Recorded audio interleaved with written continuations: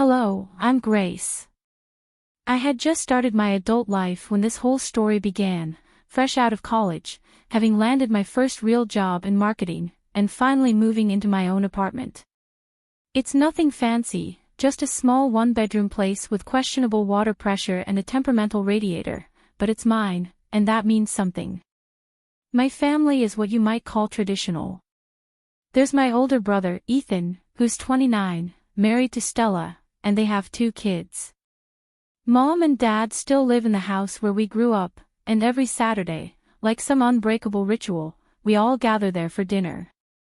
Ethan just closed another major deal at work, Dad would announce, beaming with pride while passing the mashed potatoes. Third one this quarter, Mom would chime in. That's our boy.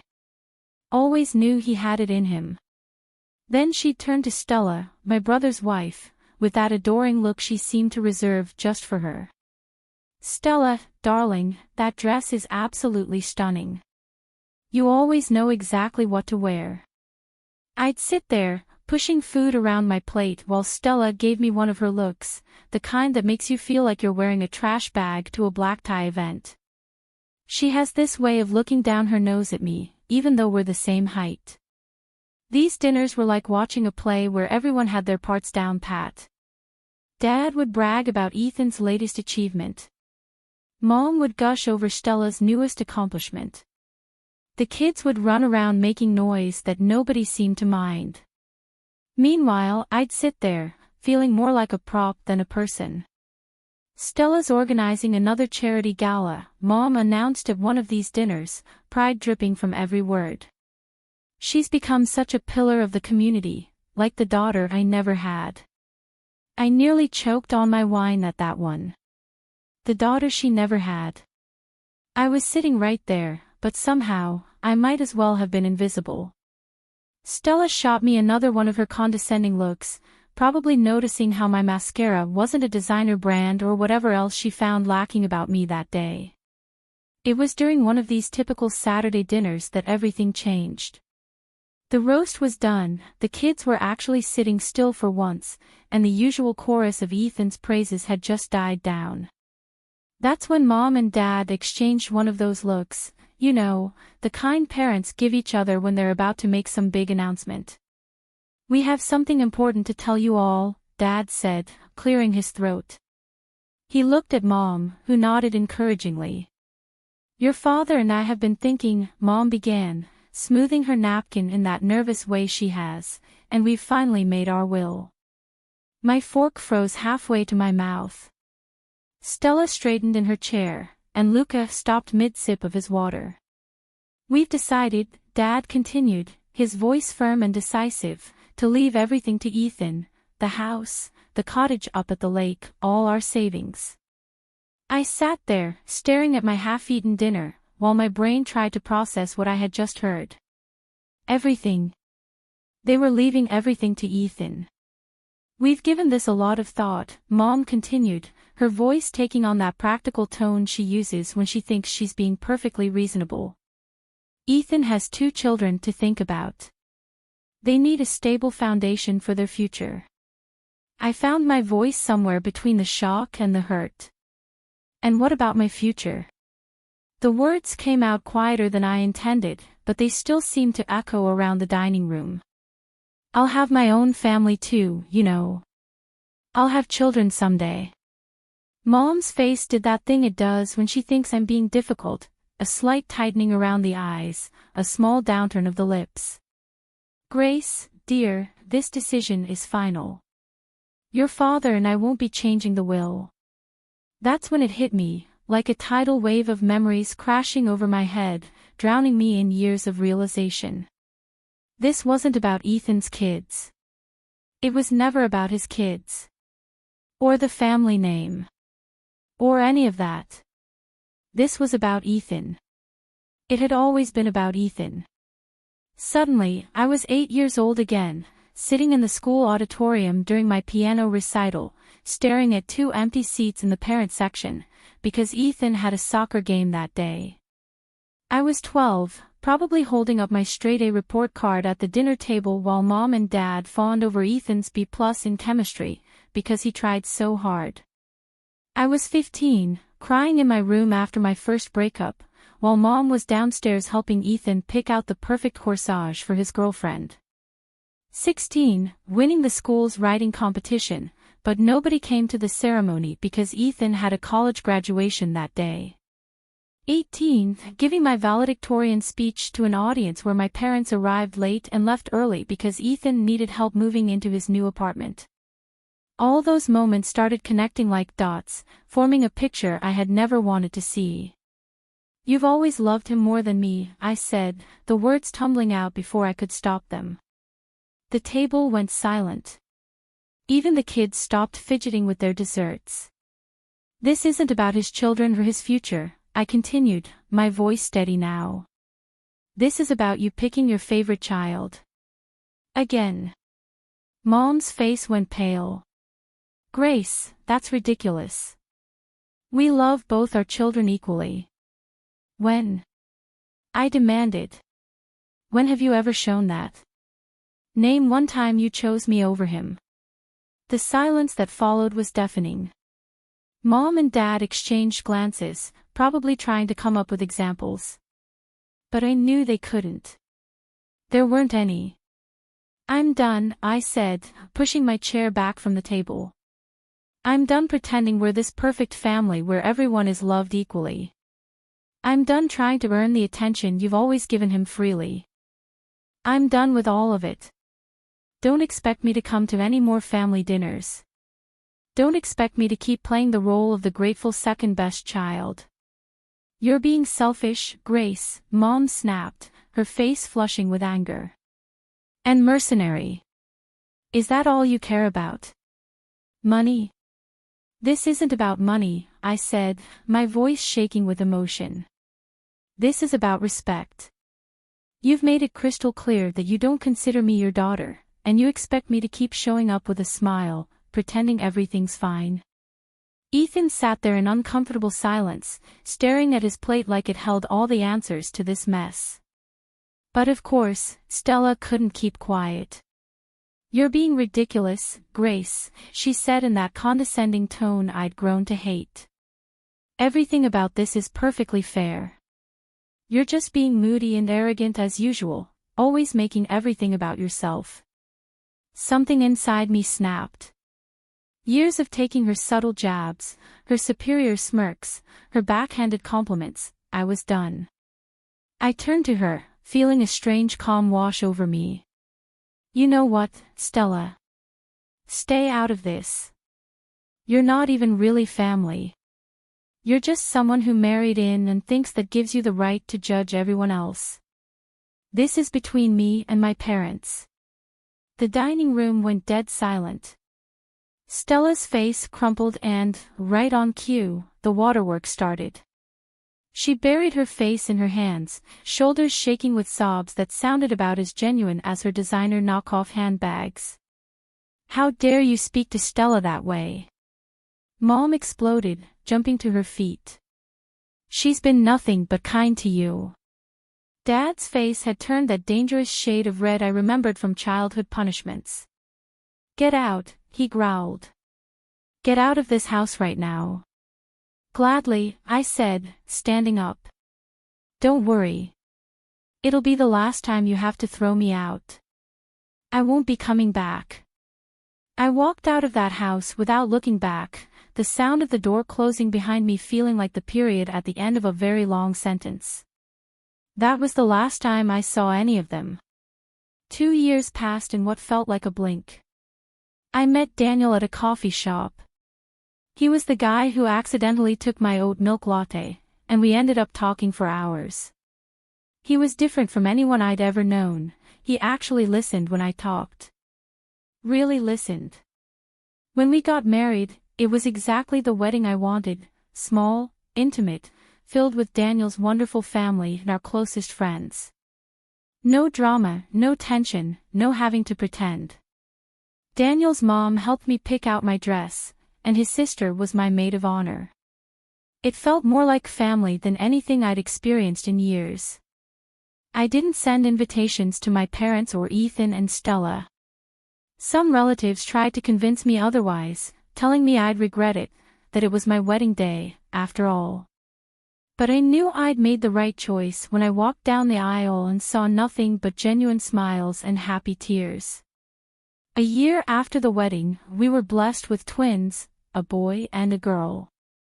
The pregnancy wasn't easy, but Daniel was there for every moment, every craving, every midnight panic about whether we'd be good parents. When the babies arrived, we made the decision together that I'd stay home with them. My marketing career could wait, these precious early years couldn't. My twins were growing fast, turning our quiet house into a playground filled with laughter and the pitter-patter of little feet. Life had fallen into a comfortable rhythm: playdates, preschool drop-offs, afternoon naps, and bedtime stories. I had created my own little bubble, carefully curated to keep the past where it belonged. I stayed in touch with a few relatives, the ones who understood my boundaries and respected them. Aunt Linda would come over for Sunday brunches, and Uncle Greg would visit during holidays. They never pushed me about my parents or Ethan, and I never asked. When there were family gatherings, weddings, anniversaries, reunions, I'd politely decline if I knew my parents would be there. Sometimes, I'd host small get-togethers at our house instead, where I could control who walked through my door. It wasn't perfect, but it worked. That Tuesday started like any other. I was in the kitchen, cleaning up after breakfast, while the kids worked on their latest masterpieces with crayons in the living room. The doorbell rang, and I assumed it was the Amazon delivery I'd been expecting. Instead, I opened the door to find my parents standing there. "Grace," Mom said, her voice wavering. "We've missed you so much." I gripped the doorframe, my knuckles turning white. Someone must have given them my address. Probably Cousin Emily. She'd been hinting at family reconciliation during her last visit. "We want to see our grandchildren," Dad added, trying to peek past me into the house. "We've waited so long." I found my voice, surprisingly steady. "No. You don't get to do this. You don't get to show up on my doorstep after 7 years of silence and expect to walk into my life, into my children's lives." They exchanged a look. That same look they'd shared at that last dinner 5 years ago. Something was off, I could feel it. "Why are you really here?" I asked, crossing my arms. "Why now, after all this time?" They hesitated. Mom opened her mouth, then closed it again. Dad shifted uncomfortably on his feet, looking everywhere but at me. Finally, Dad cleared his throat. Something's happened, Grace." Mom's tears were flowing freely now.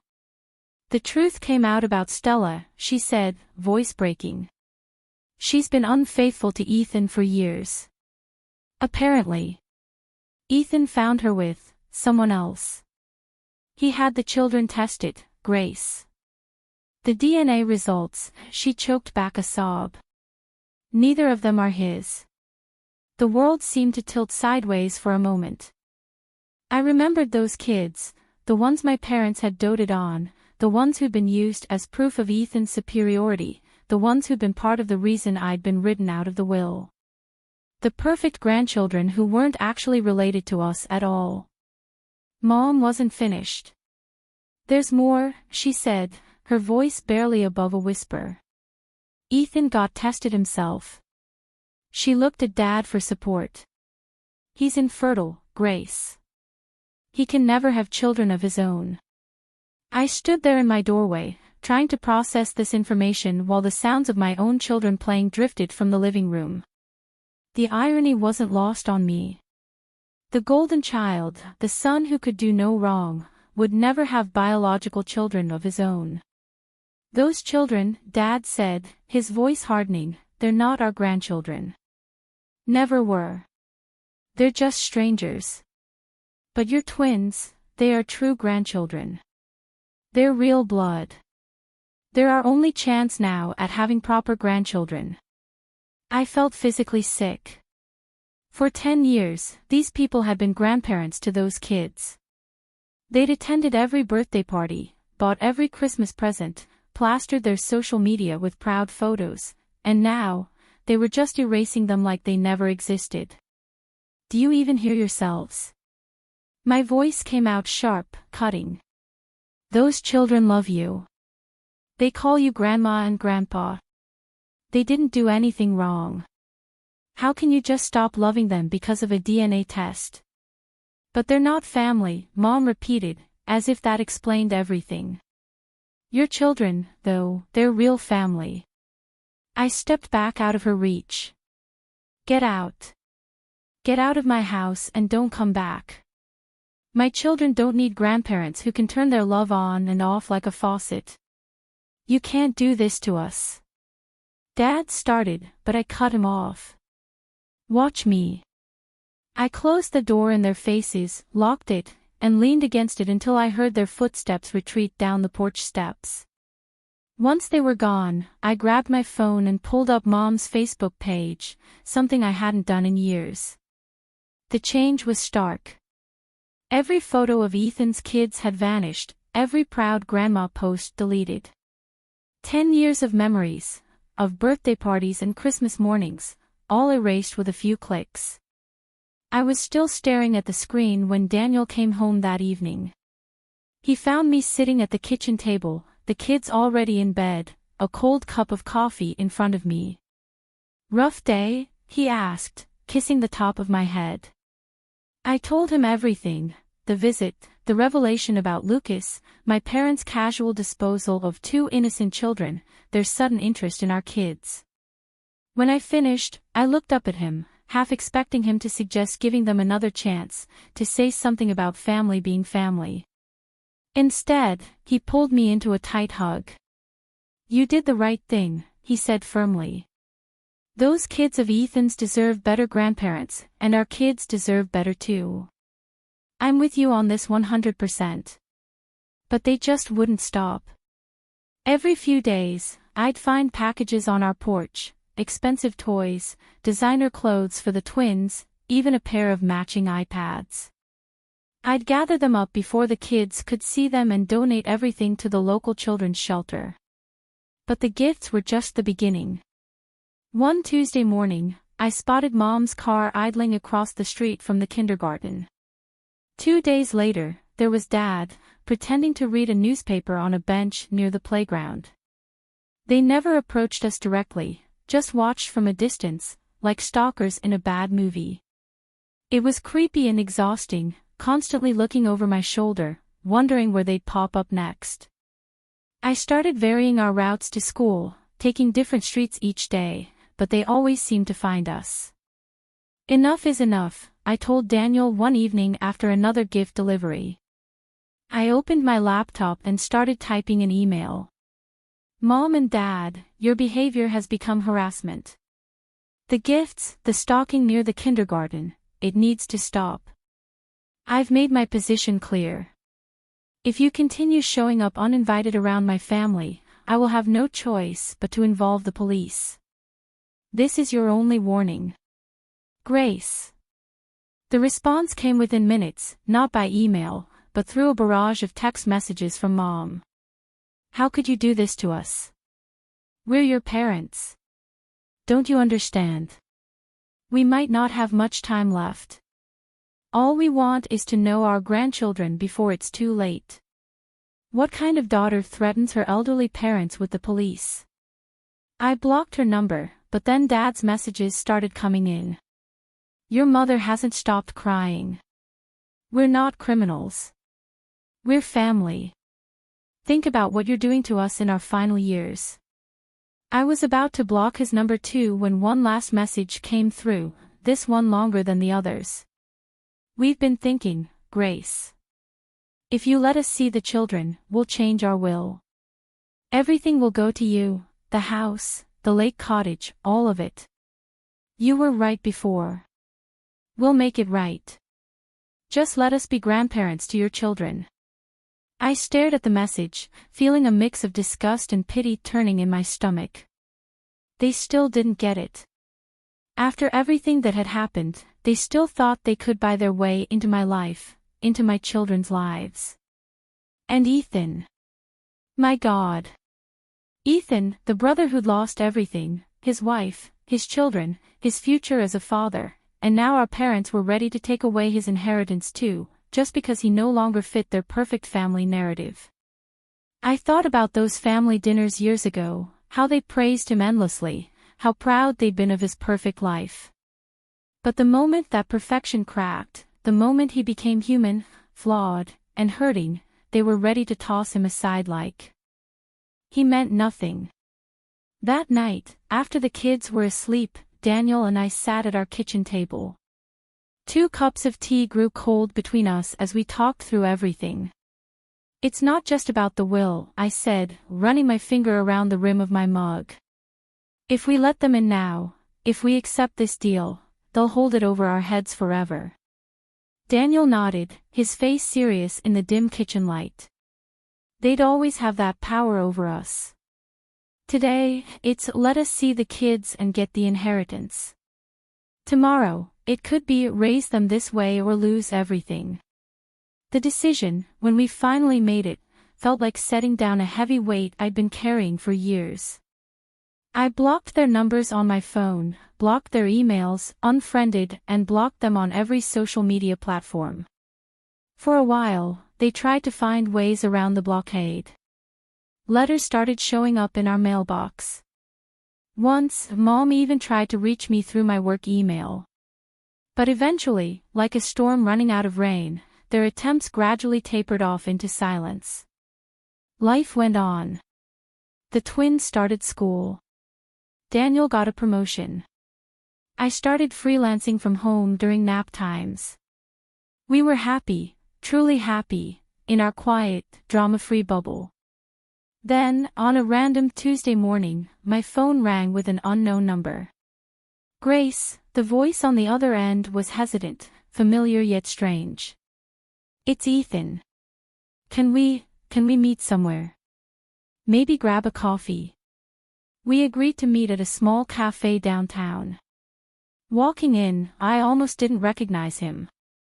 The perfectly polished brother from my memories was gone, replaced by someone who looked human, tired, real. We sat in silence for a moment, both cradling our coffee cups like shields. I'm sorry, he finally said, the words tumbling out in a rush. For everything. For how they always favored me. For not standing up for you. For being part of the problem for so long. I stayed quiet, letting him talk. I'm not talking to them anymore either, he continued, staring into his coffee. I cut them off after I found out they wanted to rewrite the will and disinherit me. It's not even about the money. It's how quickly they were ready to throw me away. 35 years of being their son, and they could just erase me like that. Ethan wrapped his hands tighter around his coffee cup, his knuckles turning white. The last time I went to their house. He paused, swallowing hard. All the photos were gone. Every single one. The walls were bare where pictures of the kids used to hang. The shelves where Mom kept all those framed photos of birthdays and Christmases, empty. I felt a chill run through me, remembering those carefully arranged photo displays, how Mom used to spend hours getting them just right. I asked her about it, Ethan continued, his voice barely above a whisper. And she told me she burned them all in the fireplace. Like she was talking about getting rid of old newspapers or something. Those were 10 years of memories, first steps, first words, first everything, and she just burned them. He looked up at me, and I saw real pain in his eyes. I hadn't even filed for divorce yet, Grace. The ink wasn't dry on the DNA tests, and she'd already erased them. 10 years of being the perfect grandmother, and she could just pretend none of it ever happened. Like those kids never existed. Like they never meant anything to her at all. I thought about all those Facebook posts she deleted, but somehow burning physical photos seemed even more deliberate, more final. The will. He shrugged, trying to appear casual, but I could see the hurt beneath. I don't care about it anymore. They can leave everything to a cat shelter for all I care. What I needed was their support. Just their presence. Their love. Wasn't that supposed to be unconditional? Looking at him now, I saw something I'd never seen before. My brother, stripped of all the golden child armor, just being real. No pretense. No perfect family image to maintain. Just a hurt son, trying to make sense of parents who could only love on their own rigid terms. You know what's funny? He said, attempting a smile that didn't quite reach his eyes. I finally understand what you went through all those years. What it feels like to be on the outside. I'm sorry I didn't see it sooner. Sitting there in that cafe, listening to my brother speak with such raw honesty, I felt something shift between us. The wall of privilege and favoritism that had separated us since childhood was crumbling. Maybe there was hope for a real relationship here, one not created by our parents' constant comparisons, but something authentic. It won't happen overnight. Too much water under the bridge for instant friendship. But this conversation feels like a first step, a tiny seedling of possibility. As for Mom and Dad, I sometimes lie awake at night, thinking about how they ended up alone, no children visiting for Sunday dinners, no grandchildren's laughter filling their house. Sometimes I feel guilty, wondering if I'm punishing them too harshly. But then I remember the burned photos, the deleted memories, the way they could switch their love on and off like a light switch. And I know I'm protecting my children from that same conditional love. Maybe someday they'll understand what they've done. Maybe they'll realize that real family isn't about perfect appearances or meeting impossible standards. Maybe they'll learn that love shouldn't come with conditions or be revoked when things get messy. But I'm not holding my breath. Instead, I focus on my own family, on Daniel, who loves without keeping score, on my twins, who I promise to love unconditionally no matter what paths they choose in life, on building the kind of home where memories aren't burned when they become inconvenient, where love isn't used as a bargaining chip, where everyone is seen and valued for exactly who they are. And maybe, just maybe, there's room in that home for a reformed golden child who's finally learned what real family means.